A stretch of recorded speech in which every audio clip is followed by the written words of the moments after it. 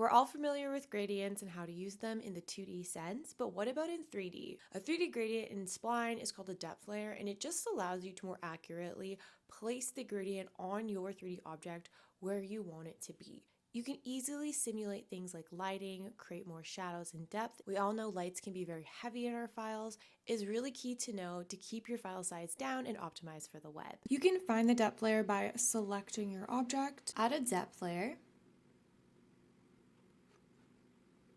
Now with your depth layer open, you can see that there are some new controls in our viewport.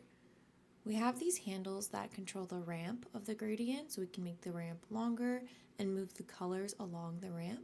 We also have these handles that allow us to move in the 3D space, so we can accurately put the 3D gradient where we want it in the space.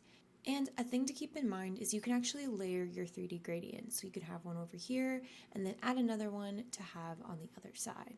For this design, we can see the sun's light peeking through the back of the mountain, and I want to continue that on to my object. Here in the depth panel, we can see there's a variety of settings. You can set the origin from vector to camera. You can play with the blending mode from linear to smooth. Here's our ramp, and just like any other gradient, you can add a new color.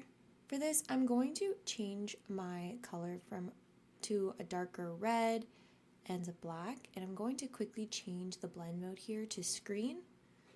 There we go. The next thing I want to do is change the type from radial to linear. Now I want the position of the ramp to be going this way, so I'll change the Y value. And then I want these two colors to actually be switched, so I could just easily pull these on the ramp to do that like this. And you can use the handles within the viewport to manipulate where the position of the colors are, or you can use the near and far values located here.